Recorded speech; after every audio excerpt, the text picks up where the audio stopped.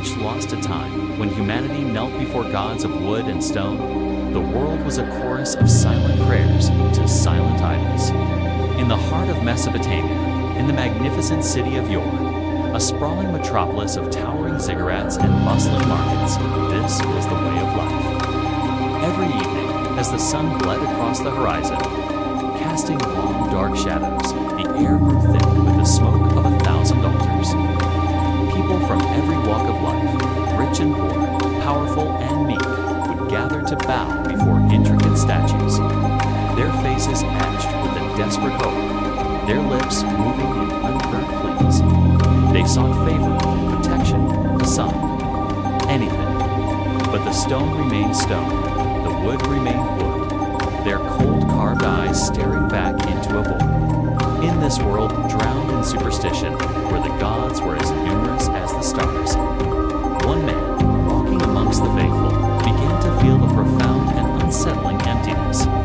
He looked at the idols, then at the desperate faces of his people, and a question, dangerous and revolutionary, began to form in his mind. His name was Abram. He was a son of the Chaldeans, a man of wealth and standing, born and raised in the shadow of Yore's great ziggurat. By all accounts, he should have been a leader in the city's faith, a devout follower of the moon god Sin, the chief deity of Yore. But something within him resisted. While his family and neighbors performed their daily rituals, Abram's heart was restless. He saw the craftsmanship in the idols, the artistry, the human hands that had shaped them. He could not see the divine. He couldn't reconcile the immense, awe-inspiring power of the cosmos with these small, lifeless figures that couldn't be toppled by a strong wind or shattered by a careless hand. This disconnect created a chasm in his soul, setting him apart from everyone he knew. He was a man of his people, but not of their gods. As the city slept under a blanket of stars, Abram would often climb to the flat roof of his house, a solitary figure against the nocturnal skyline. Away from the smoky temples and the rhythmic chants, the silence of the night was different. It was vast, alive, and humbling. He would gaze upward, not at the moon his city worshipped, but past it to the infinite expanse of shimmering stars scattered like diamond dust across a black velvet cloth. He wasn't praying, not in the way his people did. He was searching, questioning the darkness, seeking an answer to the ache in his spirit. Who spun these stars in their celestial dance? Who commanded the sun to rise and the rains to fall? There had to be something more, a power greater than any idol, a creator worthy of the creation. This rooftop became his sanctuary, a place where his doubt could breathe and his search for truth could begin in earnest. One night, as Abram kept his lonely vigil, the air grew strangely still. The usual sounds of the city faded into an ethereal hum. The stars above seemed to pulse with a new, impossible brilliance. He felt a presence, not of this world, a feeling so immense it was both terrifying and deeply peaceful. A soft golden light, warmer than any torch flame, began to coalesce around him, bathing him in a gentle glow. It was as if the universe itself was holding its breath, focusing its attention on this one man on a rooftop in York. The silence he had so often questioned was no longer empty. It was filled with anticipation. And then the silence answered him. It was not a sound that came to his ears, but a voice that bloomed directly in his mind. A whisper carried the light of eternity. The light around him began to shimmer and dance, twisting into elegant, unfamiliar shapes that resembled letters forged from pure starlight. They swirled before his eyes, a celestial script writing a message upon the very fabric of the night. Then the voice came, clear and resonant, a sound like the turning of galaxies and the gentle flow of ancient rivers. It was a voice of absolute authority and infinite compassion. Leave your country, it commanded, each word echoing in the depths of his being. Leave your kindred and your father's house. Abram stood frozen, his heart pounding not with fear, but with a sudden, electrifying certainty. This was it. This was the source of all things. Jesus, the prime mover, the one true God he had been searching for. The voice wasn't asking, it was calling. It was a command that was also an invitation. The divine voice continued, laying out a promise that defied all logic, a covenant that would rewrite the destiny of the world. Go to the land that I will show you, and I will make of you a great nation, and I will bless you and make your name great, so that you will be a blessing. I will bless those who bless you, and him who dishonors you I will curse. And in you all the families of the earth shall be blessed. Imagine the sheer audacity of this moment. To a childless man in his old age, living in a culture obsessed with lineage and legacy, came a promise of descendants as numerous as the stars he was gazing upon. He was being asked to abandon everything he had ever known his home. His security, his family, his entire identity for a destination unknown, guided only by a voice from the heavens. It was a test of faith beyond all measure. For any other person, such a command would have been madness. To leave the center of civilization for the uncertainty of the wilderness. To forsake tangible wealth and status for an invisible promise. It was unthinkable. Yet for Abram, it was the answer to every question that had ever haunted him. It was the ultimate validation of his inner truth. He was not wrong to doubt the idols. He was right. There was a single, all-powerful God, and that God had not only revealed himself, but had chosen him, Abram, for a purpose so grand it was almost incomprehensible. The choice was clear. He could remain in the comfortable silence of yore, surrounded by his lifeless gods, or he could step out into the unknown, following the living voice of the God who had spoken his name. Abram looked at the fading celestial light, then at the sleeping city below. His old life was already a memory. Without hesitation, Abram's decision was made. He descended from the rooftop, his heart alight with a fire that no idol's altar could ever produce. He went to his wife Sarai and his nephew Lot and conveyed the divine message. He gathered his household and his possessions, preparing to leave the only home he had ever known.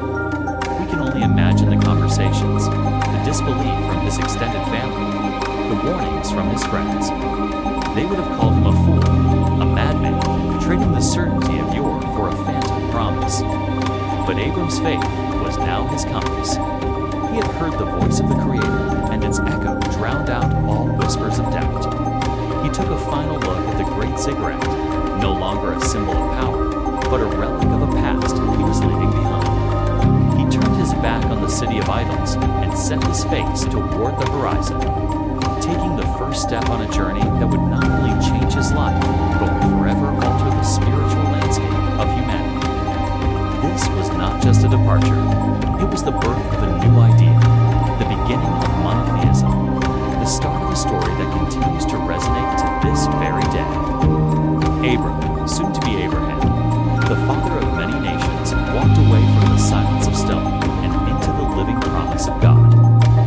Friends, have you ever felt a pull toward something new, something unknown, a quiet voice calling you to leave everything familiar behind? Today, we're diving deep into one of the most pivotal moments in human history, the story of a man who did just that. His name was Abram, later known as Abraham, and his journey of faith reshaped the world. Let's explore the profound moment when God called him out of his homeland and what that call means for us today. Imagine Abram living in the bustling city of Ur of the Chaldees. This wasn't some sleepy little town. It was a center of civilization, culture, and commerce. It was also a city steeped in polytheism, filled with towering ziggurats and elaborate temples dedicated to a host of gods. Abram's own family, including his father Terah, were part of this world. They likely crafted and worshipped idols made of wood and stone. This was the only reality Abram had ever known. Life was predictable, secure. He had his family, his home, his culture. But deep within him, something was stirring. A dissatisfaction with the lifeless gods around him. A yearning for something more, something real. Then, the moment arrives. It's not described as a gentle whisper, but as a glorious, overwhelming appearance. The God of glory, the one true, unseen creator, reveals himself to Abram. Imagine a light so brilliant it eclipses everything else, a presence so powerful it brings Abram to his knees. In this divine encounter, he hears the words that will change his life and the course of history forever. Go from your country and your kindred and your father's house to the land that I will show you. Let's pause and really think about what was being asked of him. God wasn't just suggesting a vacation or a business trip. He was commanding Abram to completely sever ties with his past. Leave your country, the land of your birth, your identity. Leave your kindred, your extended family, your social network, your safety net. Leave your father's house, the most intimate circle of belonging, and go where? To a land that I will show you. There was no map, no itinerary, no 5-year plan. Just a command to go and a promise to God. This was a call into the complete unknown, based on nothing but faith in the voice he had just heard. And with this radical command came an equally radical set of promises. I will make of you a great nation, and I will bless you and make your name great, so that you will be a blessing. I will bless those who bless you, and him who dishonors you I will curse. And in you all the families of the earth shall be blessed. Think about the sheer scale of this promise.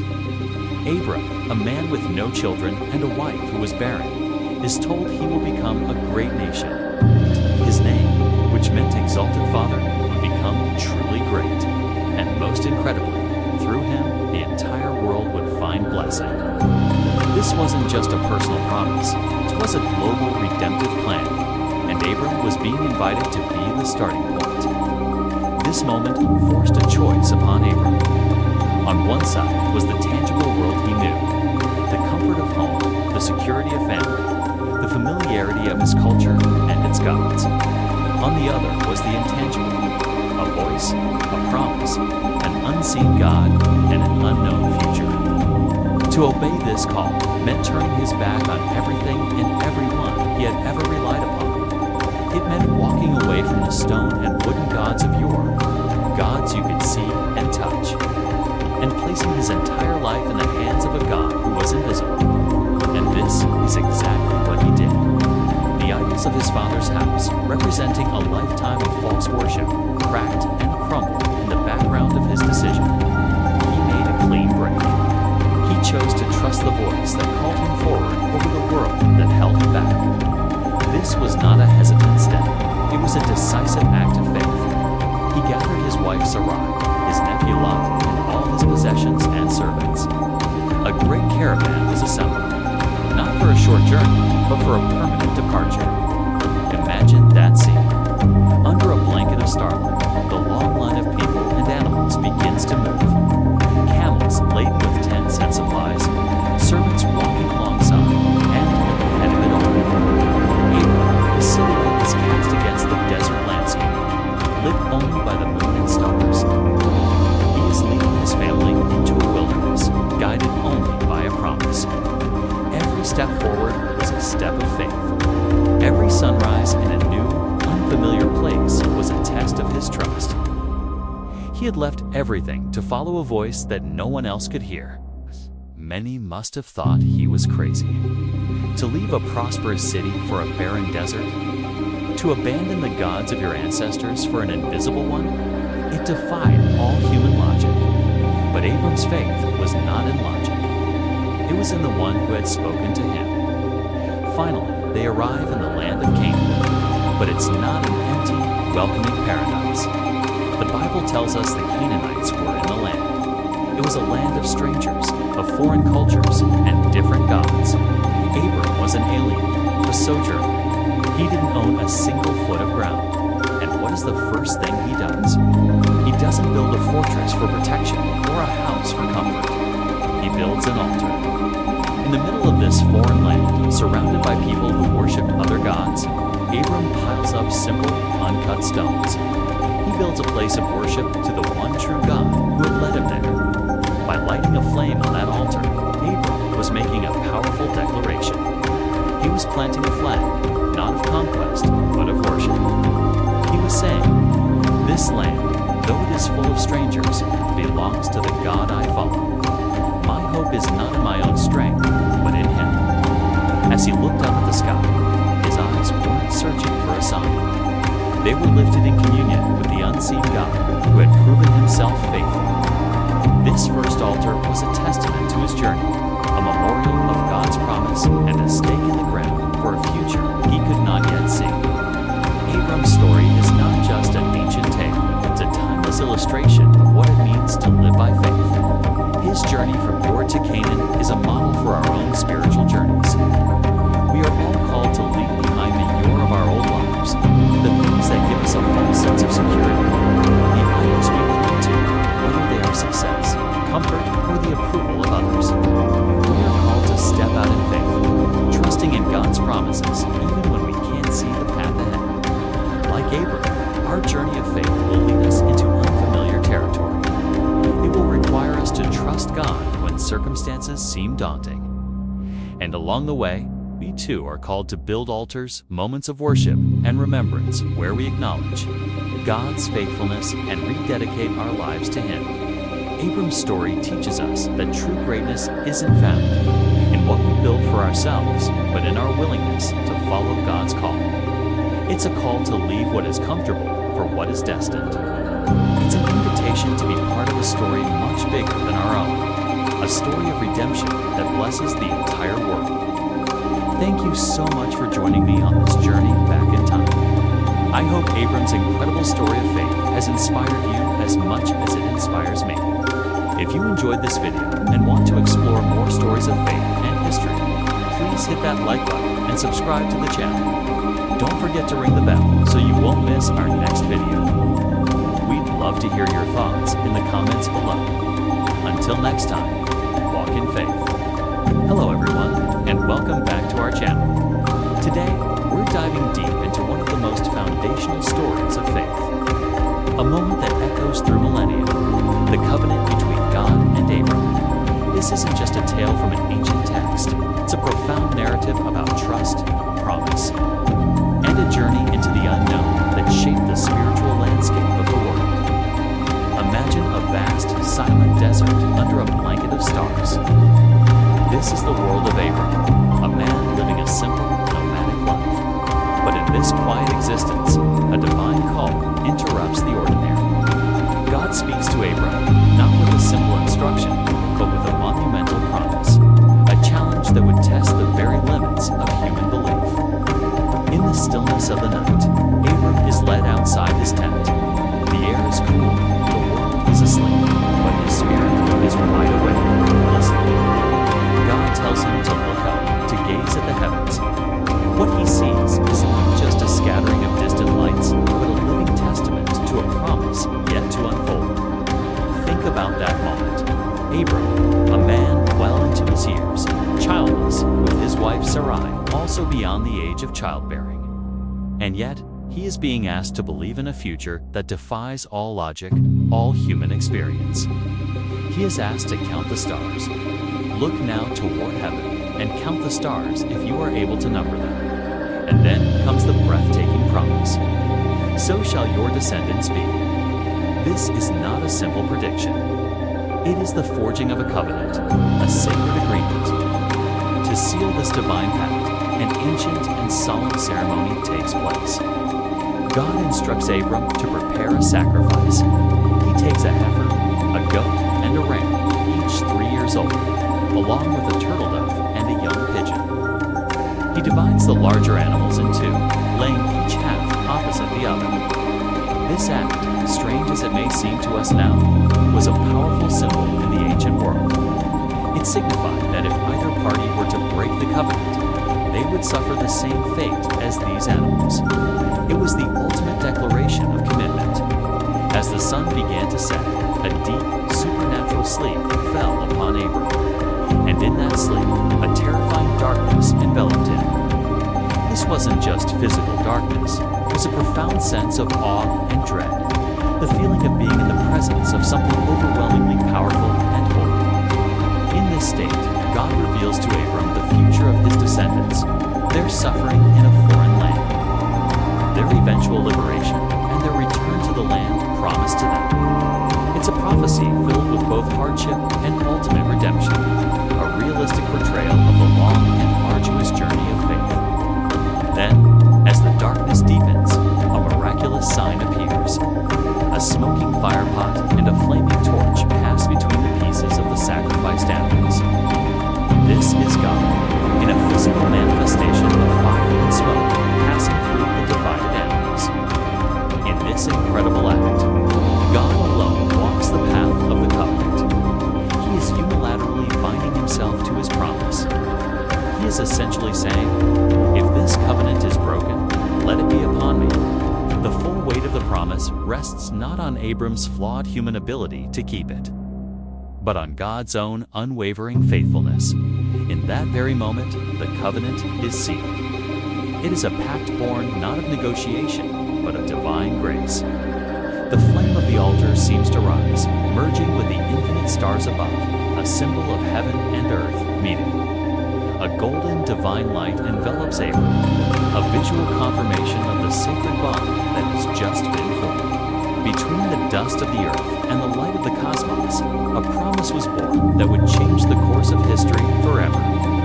Abram, now Abraham, father of a multitude, is given a new name to signify his new destiny.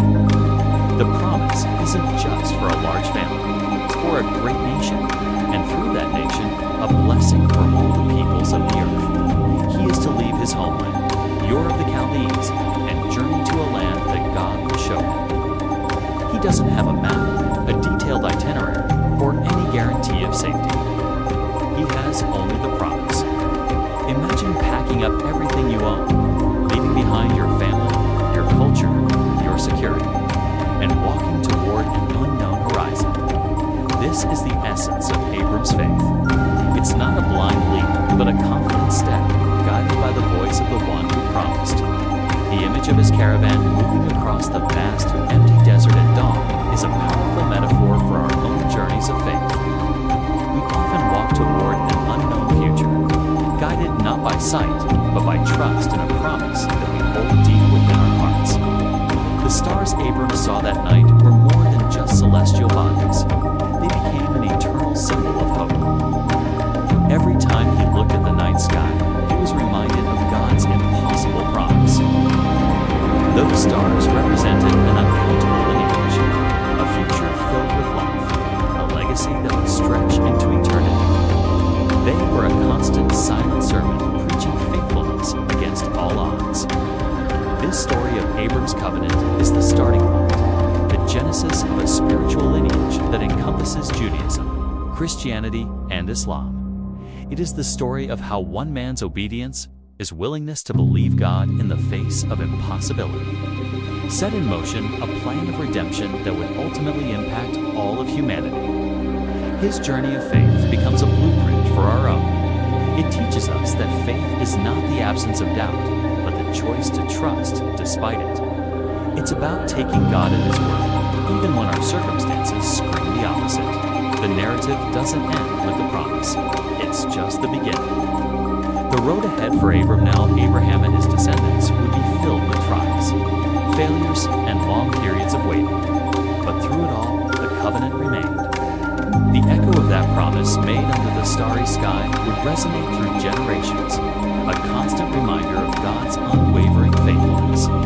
As we reflect on this incredible story, let it be an encouragement to us. We all face our own deserts, our own unknowns. We all have moments where the promises we believe in seem distant and impossible. But like Abram, we are invited to look up, to look beyond our immediate circumstances and fix our eyes on the promises that guide us. His story is an eternal echo, a testament that a single act of faith, a single yes to a divine call, can indeed change eternity. Thank you so much for joining us on this journey back in time. If this story resonated with you, please hit that like button and subscribe to our channel for more deep dives into the stories that have shaped our world. We'd love to hear your thoughts in the comments below.